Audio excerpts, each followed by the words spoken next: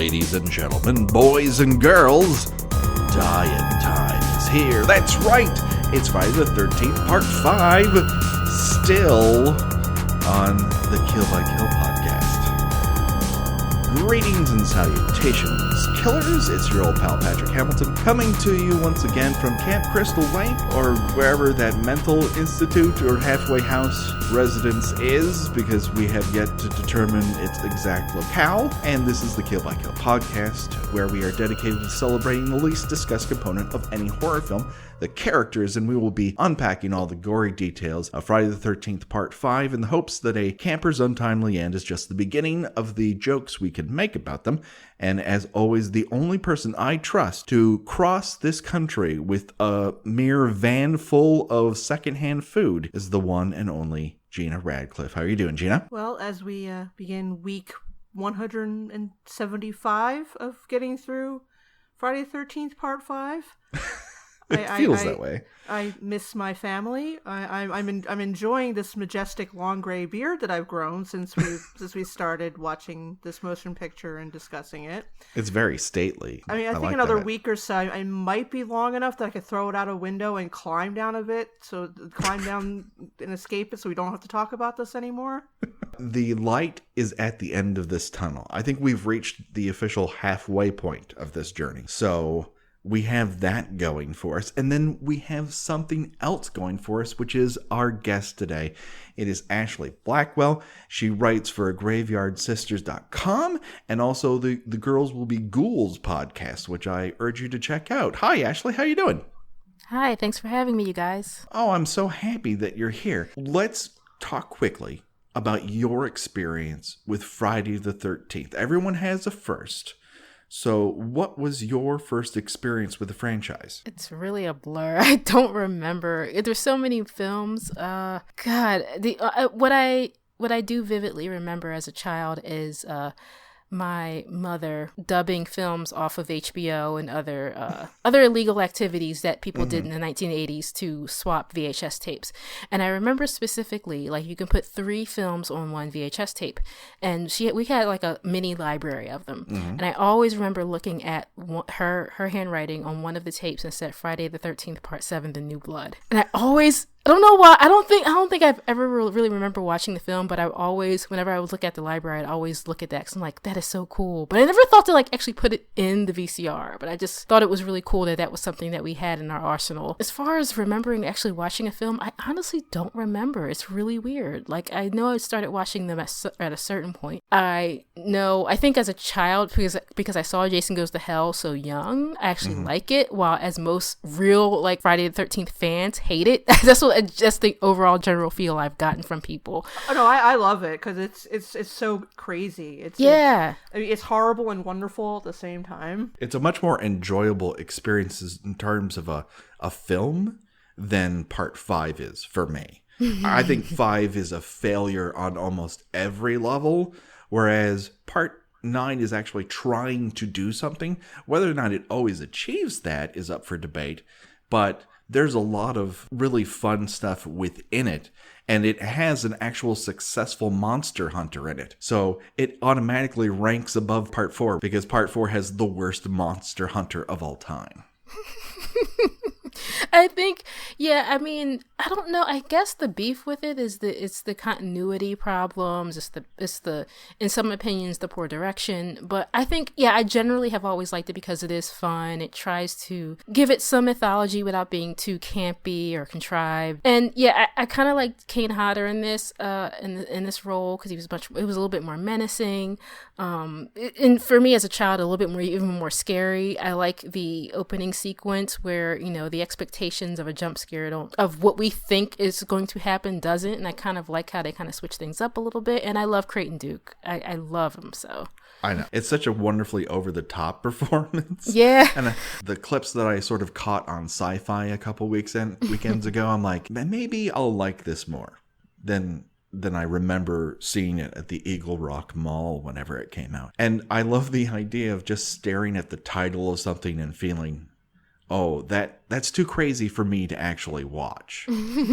Because I definitely had to be, the parents were out when I watched the first one that I ever watched. So it was this illicit thing that you weren't supposed to do. And I think that's part of the attraction for a lot of people for horror films. So speaking of things that are terribly transgressive, let's talk about Friday the 13th Part 5 while we're all together. And so, as we always do at this moment in time, let's review the characters who are still alive at this point. Right off the top, we have Tommy Jarvis 2.0, and he's a trauma survivor whose personal thermostat is always set to a jazzercise level of sweat. And then we have Dr. Matthew Letter, who is a medical professional and an amateur hair featherer. We have Pam. She's Dr. Letter's assistant. She's also a bad business model enabler. Then George the cook and his grandson Reggie the Reckless. We have Ethel and Junior Hubbard, who are on loan from a discarded Samuel Beckett play. We have Jake. He's a character played by an actor with a SAG card. Little known fact.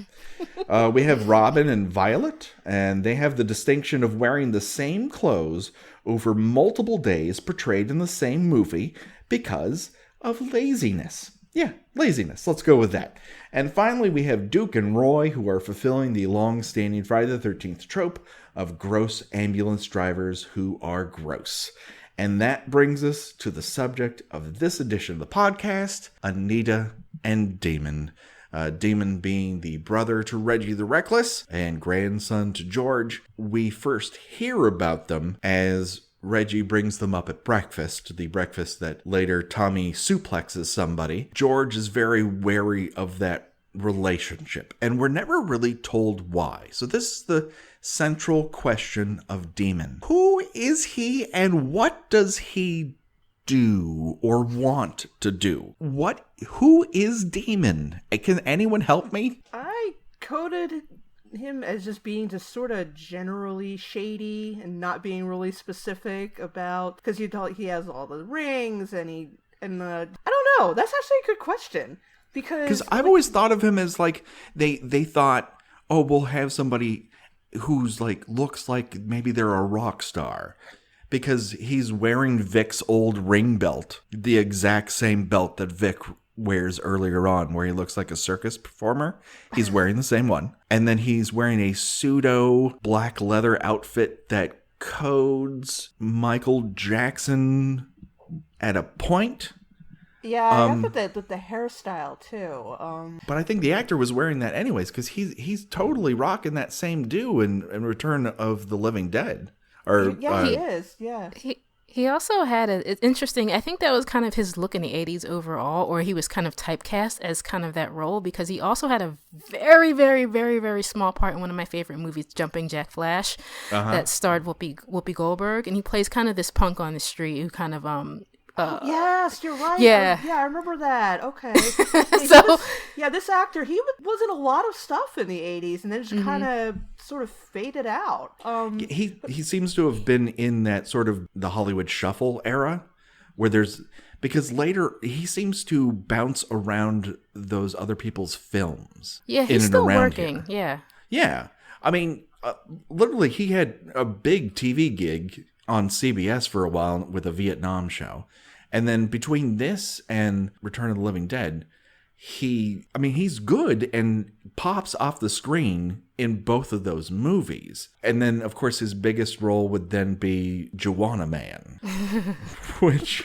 That's a guilty pleasure. I'm going to admit it. I've never made it all the way through Juwanna Man, as I've seen it replayed on Comedy Central. It seemed ad infinitum at one point. I have problems with the entire concept of it. As you should. Like yeah. As you should. We're all allowed to have guilty pleasures, but that one was too guilty for me. My initial thought when I first saw him, I was like, first of all, I recognized him as an actor. And he seemed like he was playing kind of a drifter or a wanderer. I think Gramps had an issue with him probably because there's no stability in his life. He's kind of doing his own thing. He's doing what were illegal drugs, I guess, back in that time or whatever. If you want to call marijuana illegal, for all intents and purposes in the mid 1980s, okay. And so it just, I probably got into a little bit of trouble. Maybe some things were legal, maybe some things were illegal. I don't know. We don't really, it's fun to kind of craft a story for him in a sense.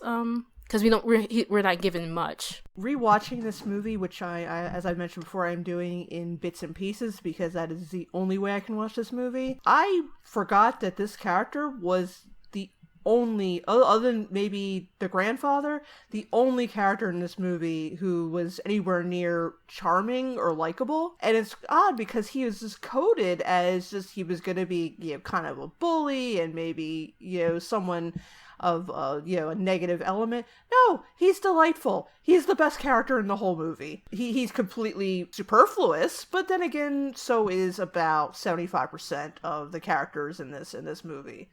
I mean, he is sadly, this is the ongoing problem with this movie, which is a need to provide an endless amount of bodies to then therefore kill, who have no direct tie to the central plot. And if we get down to it, Roy, spoiler alert for a movie that we've spoiled many times if you're a listener to the podcast, Roy is killing people in revenge for his son dying on site of this halfway house. But half the characters he's killed so far are not connected to it.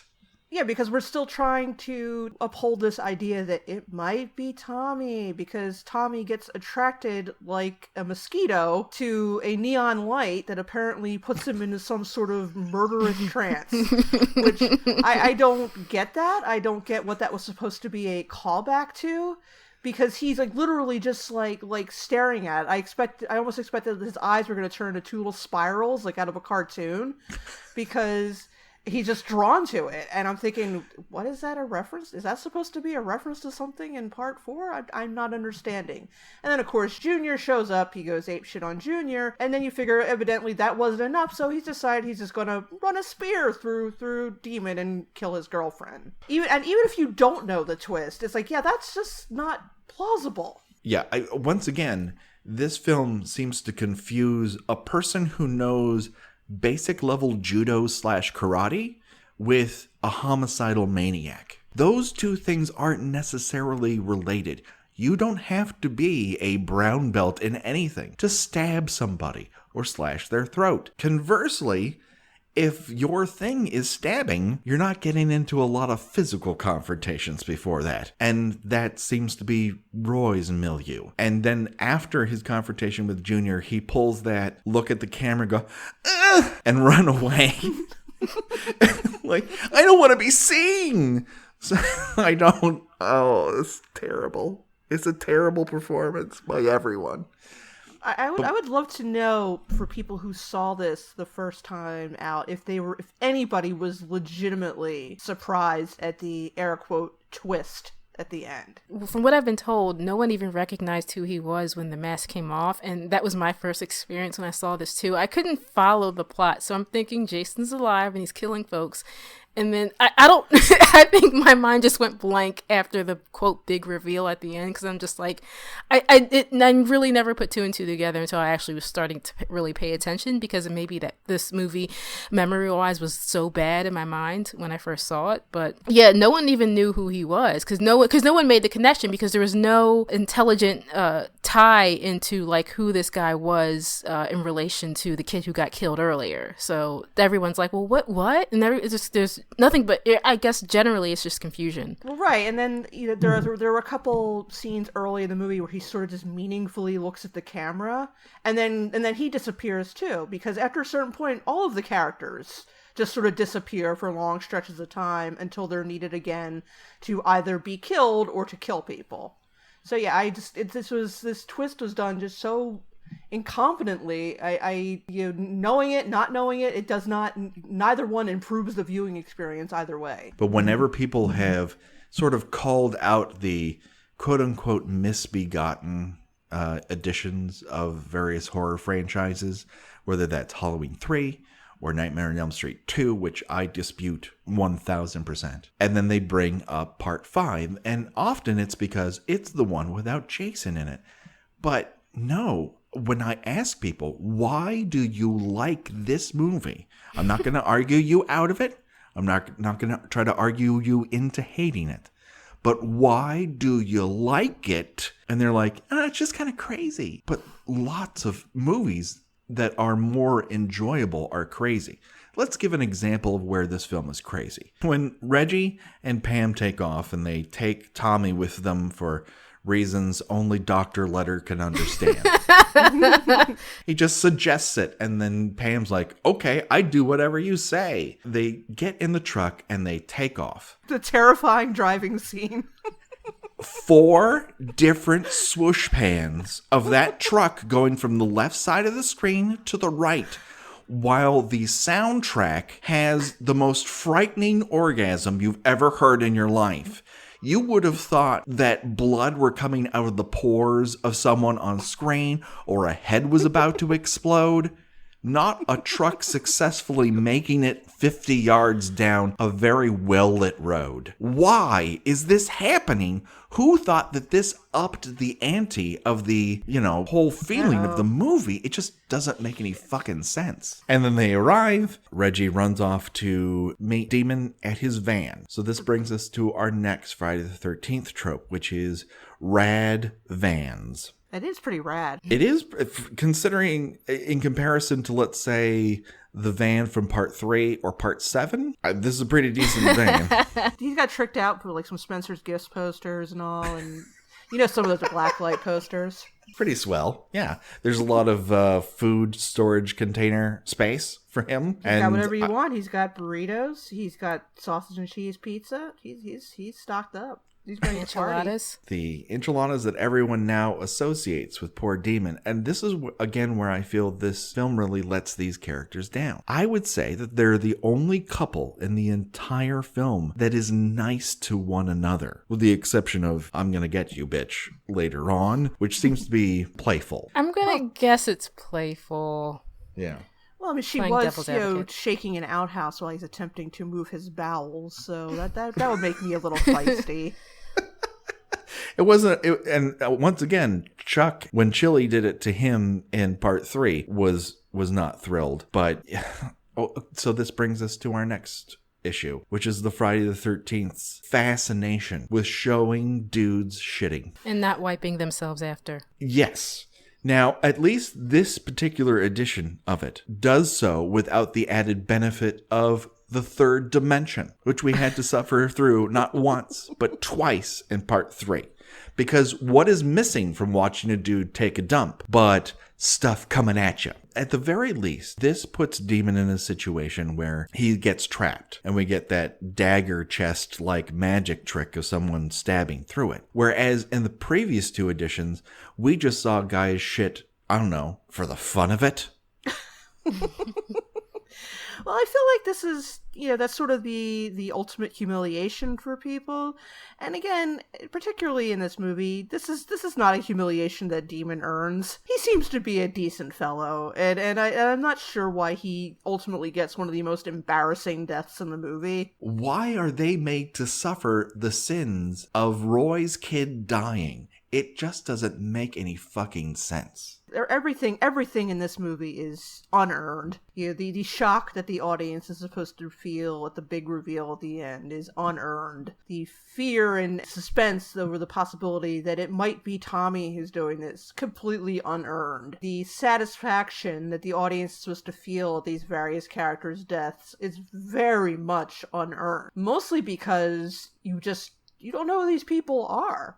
They're painted so broadly, or just have no bearing on the plot, that there's no emotional investment in any of them. I think that was the point, unfortunately, and I think that's mostly credited towards the director, who, everyone will mention, who's interested in these films will mention, oh, he's the guy who did porn before he directed a Friday the 13th film.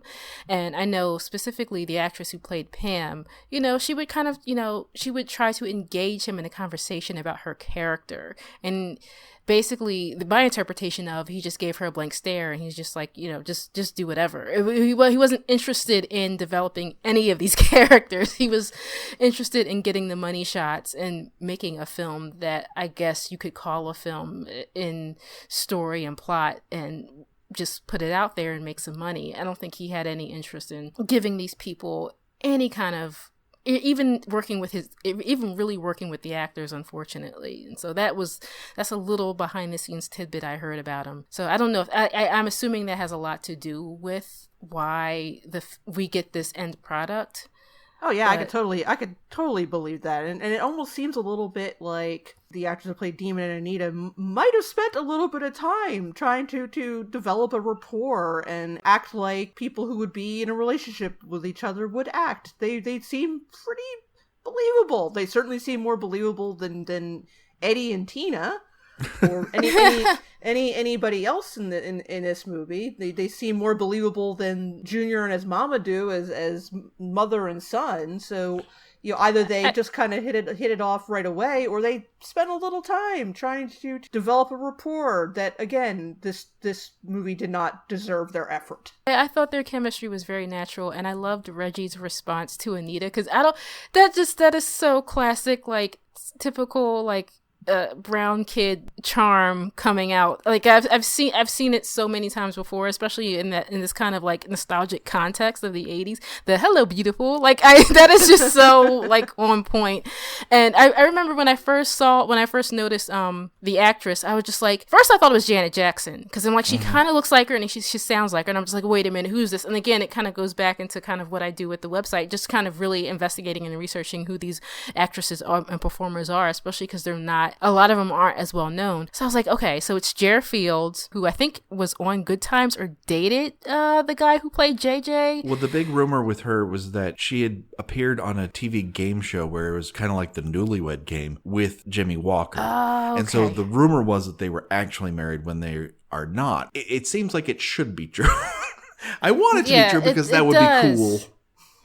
Yeah, who knows, really. I'm surprised. It shouldn't be so shrouded in mystery, I don't feel, unless there's something we just don't know. There's probably more to the story. Who knows? It's one of those things. There's more intrigue into this one actress's background than anything having to do with their character. Yeah. And that is the fault of the writer and the director and the producers of this film, which they do nothing to make these characters stand out and seem interesting, and we're left alone with the performances. And right here we have charming performances, but in other places not so much. And I think you're right, Ashlee, in terms of his porn background, because you basically got a big sausage pizza situation going on here, where a scene is set up with the basest of perfunctory situations. We are going to meet my brother. He has a girlfriend. We're going to leave now. Okay. Death. There's no thought to it whatsoever, but they aren't treated any better than anyone else. And I think that really sucks, considering the people of color meter for the Friday the 13th film series is Foxy and the one guy who wears Mork from Ork suspenders in part 2. Considering how... oh, my apologies, Ollie. Yeah, and then I think in 6 you get the gal who gets the party favor stuck in her eye. That's and her boyfriend. Yeah. I every Friday the 13th, I either make a new collage because I always forget someone, which is a good thing, or I just want to make a new fancy one because I love Friday the 13th. I treat it like a holiday. I will say this as someone who's gone through this stuff, just kind of surveying diverse representation of people of color, specifically Black folks.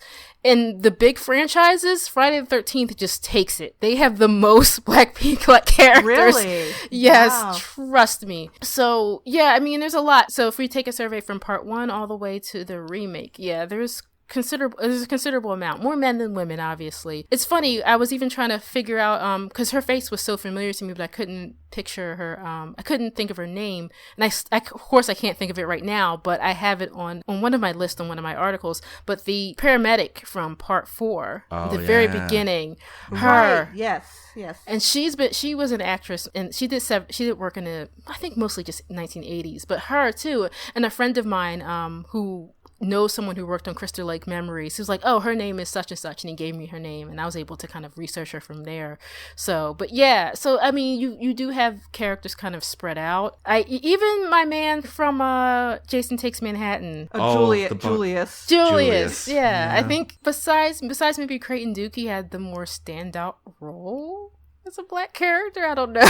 I'm trying to think. For what it's worth, he gets my favorite death in it. So yeah. It seems like, considering the audience for these films historically, that you have a lot of young people and then you have a huge Black and Latino and Asian American audience that have championed and shown up for these films over long haul. And the fact that they don't get the level of roles, or that their roles seem diminished compared to others in how they're either presented or in their screen time, I think it sucks, because I like the movies and I wish it were better. And it sounds like I've actually chosen the franchise that does it better than the others, and that makes me really fucking pissed. Yeah, no, I agree. It's what's funny is, from what I'm learning, and this is what I've been reading, behind the scenes stuff, yada yada yada. I feel like sometimes, not all the time, sometimes it's the producer's decision to, like, if a writer, director,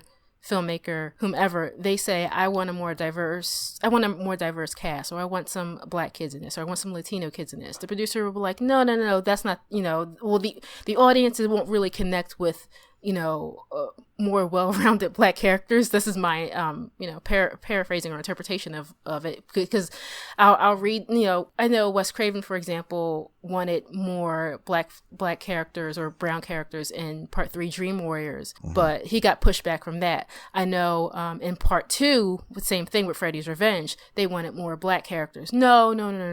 I'm assuming that has a little bit to do with it, unfortunately, where you get a big studio who's just very, are very, very hesitant to embrace the fact that, the world just isn't very white.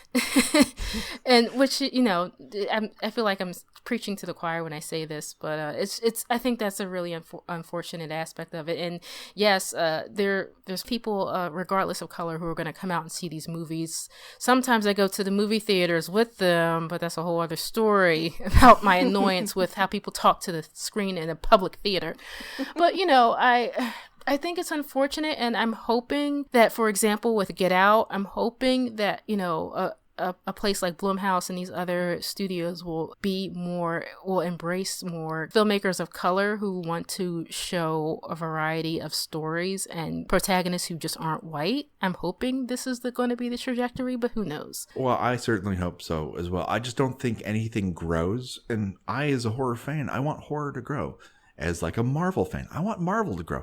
The only way you do that is to burst out of the voices and faces and stories that I'm used to explore other areas. And I feel like that's cracking. The dam is gonna burst, and I can't wait to see those stories, because I will not have seen them before. And that's where you get freshness and newness that everyone complains about from Hollywood. Conversely, when we're talking about the producers of these films at the time, they obviously knew something was up, particularly with the Nightmare on Elm Street series, which has a long-standing tradition of using a hip-hop song in the after credits, because they knew that audience liked those films. So that is their nod. I will put your music in the end credits. But as far as like, hey, she's the final girl? Not so much. And that's where I get really fucking irritated. It's just ugly and wrong. Yeah, and par for the course, unfortunately. And I love that franchise, but I'm not above critiquing it at all. But you're absolutely right. This is our mantra at the Kill by Kill podcast. We love Friday the 13th, but we're not under the delusion that it's super awesome. We like it for what it is, and it can take the punches. It should be noted.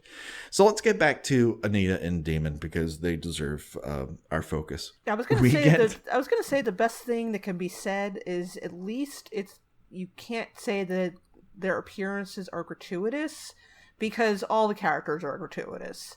It's just that these characters just happen to be Black. It's not like they just showed up, here's the Black guy, now he's dead, because pretty much all the characters are treated like that. It's just, I think what's maddening is, again, they really just make, well-rounded, likable characters who, again, like the phrase I used before, are set up like bowling pins to be knocked over. And so we have this sing-off back and forth after Demon discovers that Anita has been the one who's been shaking the outhouse. And this also seems to be a signifier that people call back to as what they like about the movie. If they can sing "Ooh Baby" to somebody and they will respond, "Oh, you're in the tribe, you know the movies." Or you could say it's really weird to be singing back and forth to somebody while you're sitting on the john. Oh no, I do it all the time. This is what we do in the household. We sing from toilets. It's what normal people do all the time. But I think that's a sign of nervousness. That is what I have always taken it. It's a pressure release. Oh, you scared me. Now I'm going to soothe you. And that's kind of cool up until the point Demon opens the door when he doesn't get a response from Anita, discovers her body on the ground, and the makeup job here probably doesn't do her a lot of justice because her pulse is going so visibly.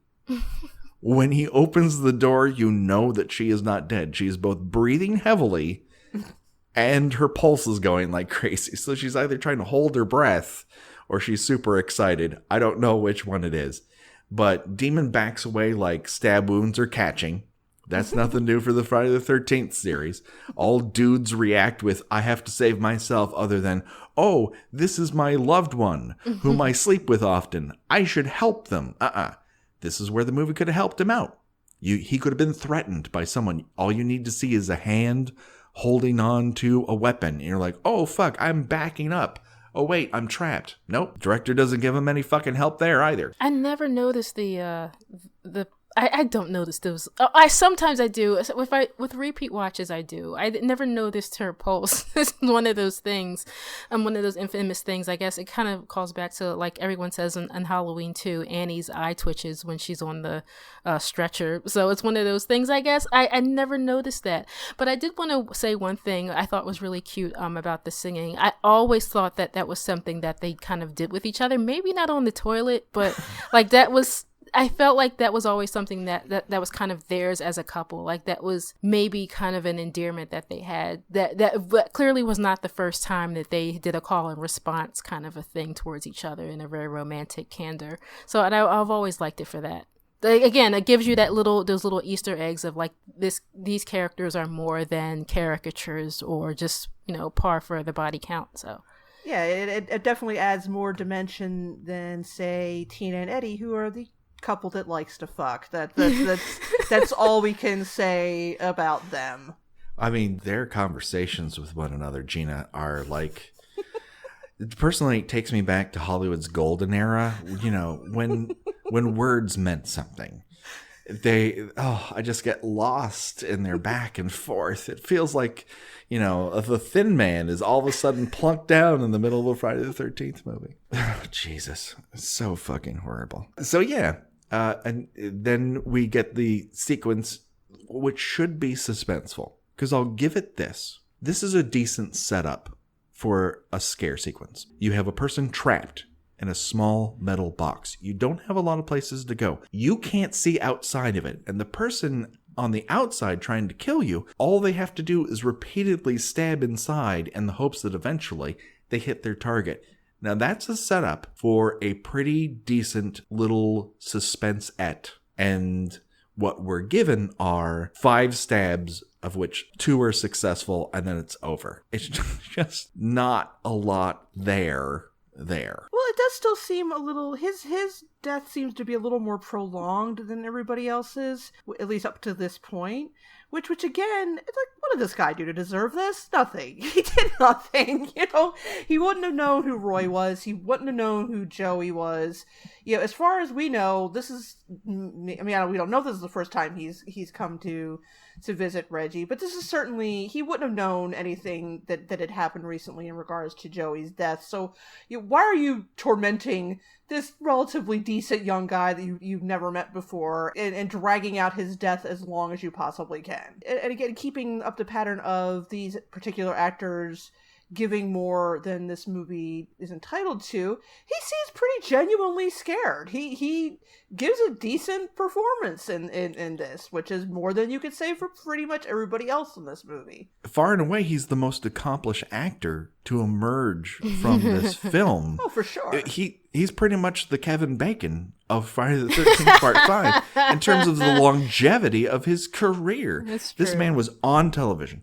He was supporting in film. He was the lead in film. And you get the idea that, probably he had a lot more going on. He certainly leaps off the screen. And but Hollywood's a shitty town, so that's what you get.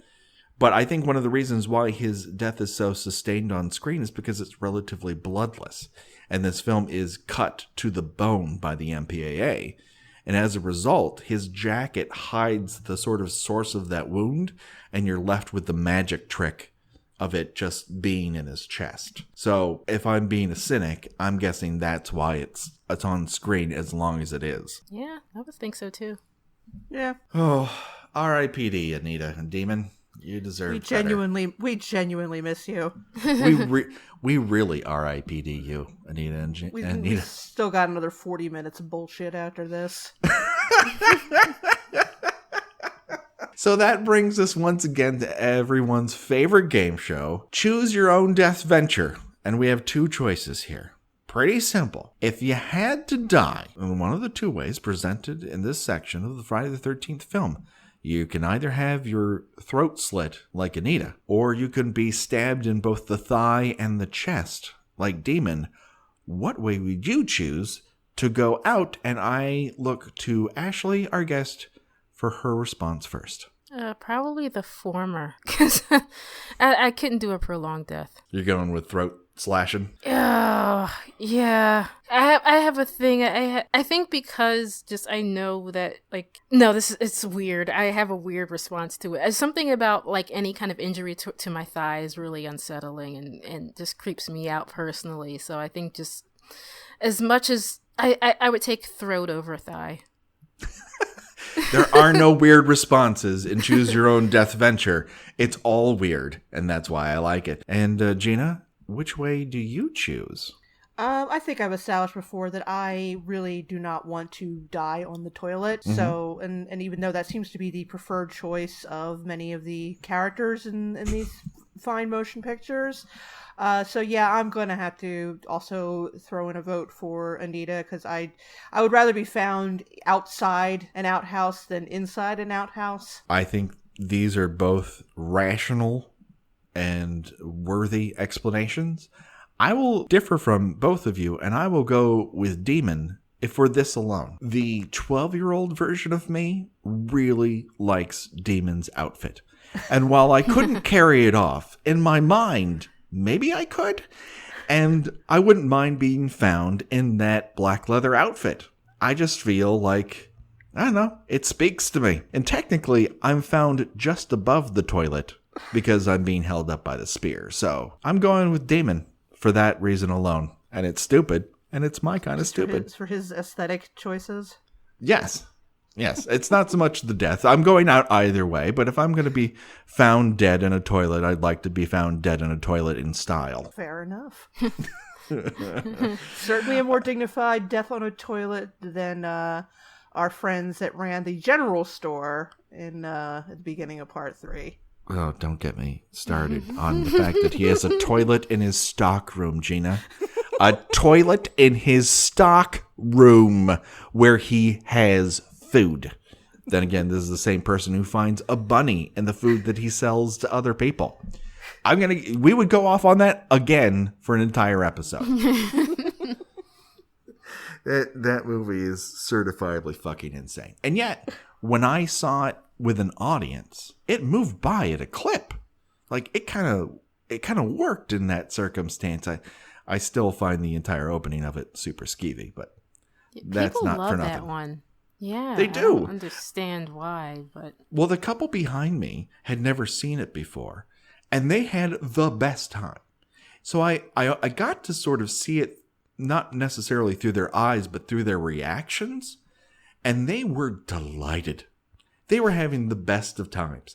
And while I see a lot of the problems with it because we watched it in such small sections, focus so deeply on the details, when it just rolls out, it sort of works. It's still very stagnant because the 3D camera doesn't really move.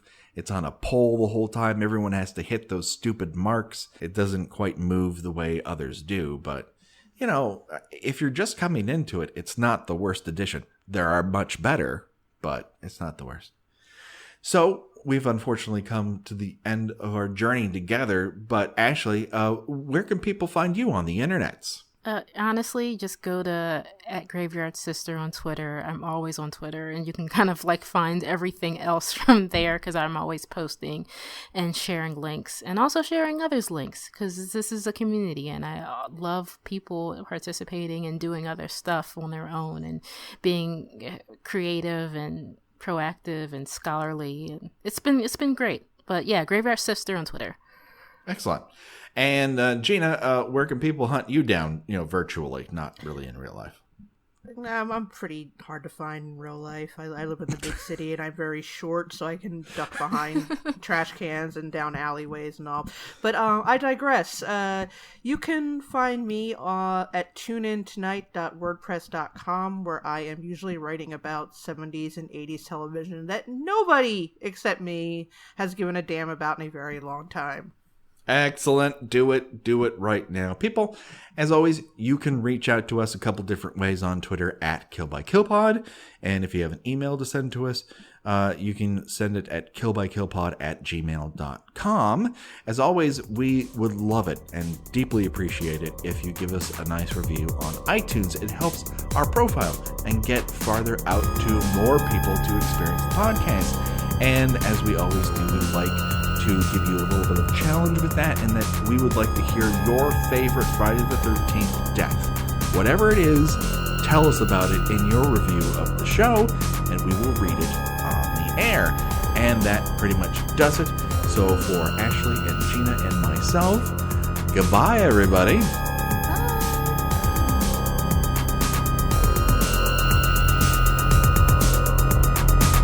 Kill by Kill is produced by We Write Good and is intended for entertainment purposes only. Friday the 13th is owned by Paramount Pictures. Jason is owned by New Line Cinema. No infringement is intended. Kill by Kill logo was designed by Josh Hollis. Visit him at joshhollis.com. The Kill by Kill theme was created exclusively for us by Revenge Body. Get the whole track and much, much more at revengebodymemphis.bandcamp.com today.